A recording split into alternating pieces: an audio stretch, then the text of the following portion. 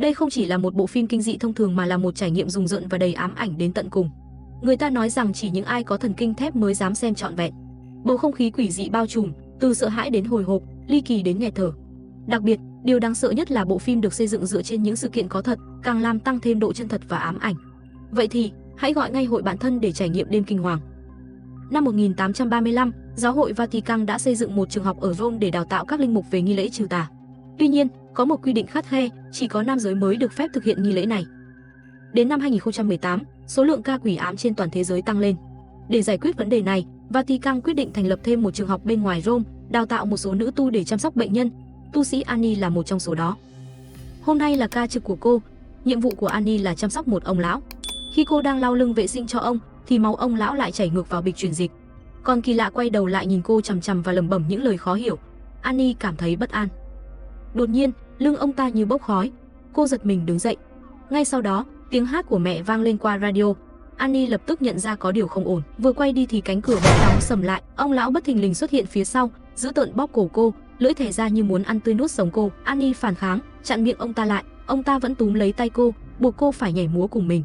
Annie hoảng sợ, đẩy ông ta ngã xuống. Ông lão lập tức trở lại bình thường. Sau sự việc kỳ lạ, nhà trường kiểm tra camera giám sát. Cha xứ nhận thấy Annie có tài năng trừ quỷ xuất sắc nên đã bàn bạc và đưa ra một quyết định táo bạo, cho phép Annie học chính thức về nghi lễ trừ tà, dù điều này đi ngược với truyền thống. Buổi học đầu tiên, Annie là người nữ duy nhất trong lớp, khiến mọi người không khỏi tò mò. Nhiệm vụ mới được giao là tham gia quan sát một buổi lễ trừ tà dưới sự hướng dẫn của một linh mục. Họ tiến vào một tầng hầm, nơi có một bé gái 9 tuổi bị quỷ ám. Cô bé chính là Natalie, cũng là bệnh nhân cũ của Annie, người luôn yêu quý và kính trọng cô. Trở lại buổi lễ, hai học viên lấy pháp khí đã chuẩn bị ra trước, gồm một quyển kinh thánh và một cây thánh giá. Khi họ bước vào phòng, Natalie bất ngờ quay đầu lại, khuôn mặt rất dữ tợn. Hai học viên lập tức bắt đầu niệm chú, nhưng cô bé không hề có phản ứng, thậm chí còn nhìn họ với ánh mắt khinh thường.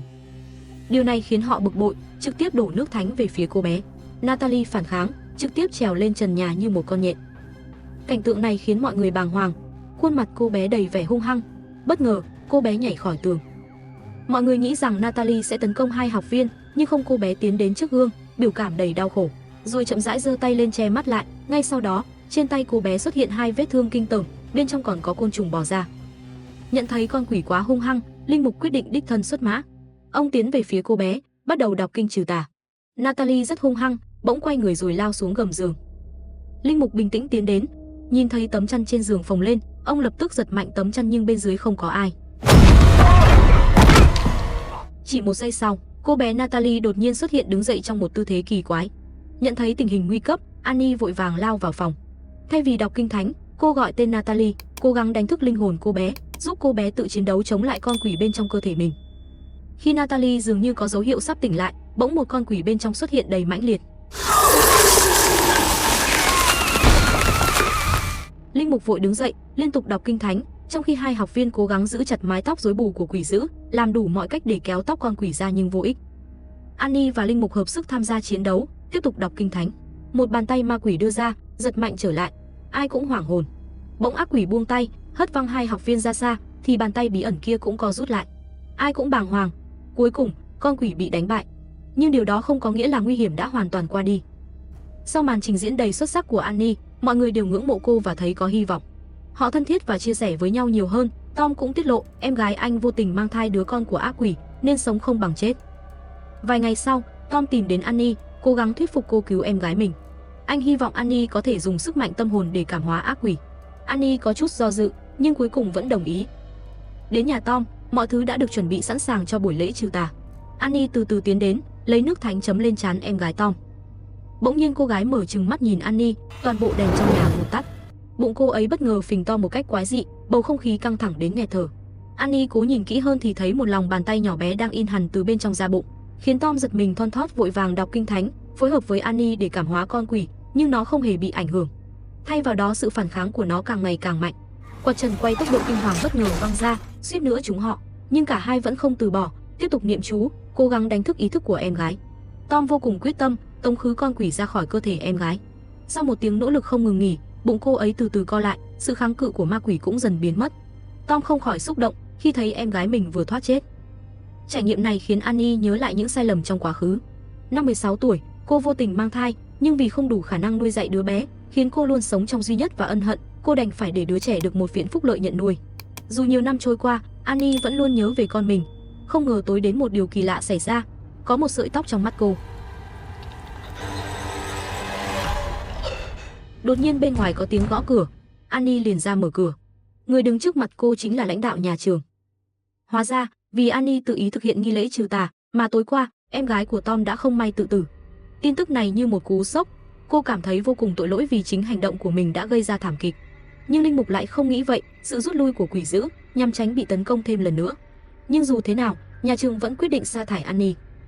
Đứng giữa khoảng trời bao la, Annie cảm thấy hoàn toàn thất bại. Cô dường như mất đi tất cả. Vài ngày sau, Tom đột ngột tìm đến Annie, báo cho cô một tin tức đáng sợ, con quỷ trong cơ thể Natalie lại tấn công, không ngán một ai. Một số linh mục đã bị giết chết, thậm chí cảnh sát cũng được điều động khẩn cấp. Nhưng dù vậy, vẫn có 2 người thiệt mạng, hơn nữa hình thức chết cực kỳ thảm khốc. Hiện tại, Natalie bị nhốt trong một hầm mộ dưới tòa nhà chính. Tom đến hy vọng cô có thể quay về cứu Natalie. Tom đưa cho Annie một chiếc vòng cổ, là của Natalie, bảo anh đưa nó cho cô. Annie sững người khi nhìn thấy chiếc vòng cổ. Đây chính là chiếc vòng cổ mà năm xưa cô đã để lại cho đứa con của mình, dấu hiệu duy nhất để nhận ra đứa bé. Thì ra mục tiêu thực sự của quỷ dữ chính là Annie. Quyết tâm đối mặt với sự thật, Annie quay về để cứu con gái mình. Cùng với Tom, họ đến hầm mộ. Khoảnh khắc Natalie nhìn thấy Annie, cô bé đột nhiên bùng phát cơn giận dữ. Toàn bộ ngọn đèn vụt tắt, giết hết những người xung quanh. Và rồi cô bé lên tiếng, mẹ ơi, tại sao mẹ lại bỏ con rất cô đơn và sợ hãi.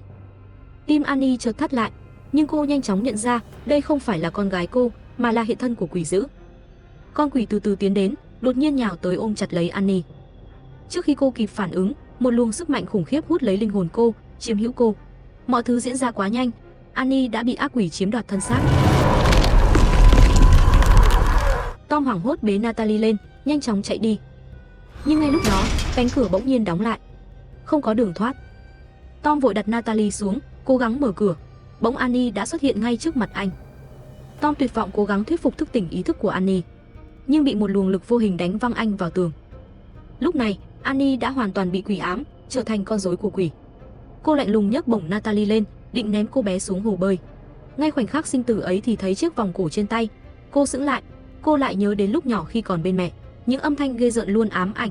Mẹ cô đã từng tự kết liễu để bảo vệ con gái khỏi quỷ dữ, thì làm sao một người mẹ có thể giết con mình được. Annie chợt tỉnh ngộ, buông Natalie ra, bắt đầu chiến đấu cướp xác với quỷ, thậm chí bị gãy mất cá chân đau đớn tột cùng. Annie vẫn gắng sức giơ cao cây thánh giá, quyết tâm đánh bại quỷ dữ. Dưới làn nước lạnh lẽo, Annie nhớ lại những gì mình đã học, những kỹ thuật trừ tà được truyền dạy. Sau một trận chiến đầy cam go, cuối cùng ác quỷ cũng bị trục xuất. Không gian xung quanh cũng trở lại bình thường. Sau sự kiện kinh hoàng ấy, cô trở lại trường tại Roma, được lựa chọn đi Vatican để nghiên cứu những kỹ thuật trừ tà mạnh mẽ, trở thành nữ trừ tà đầu tiên trong lịch sử. Quan trọng nhất, con gái đã tha thứ cho cô. Nhưng trên đường đến học viện, một chuyện kỳ lạ lại xảy ra khiến Annie rùng mình.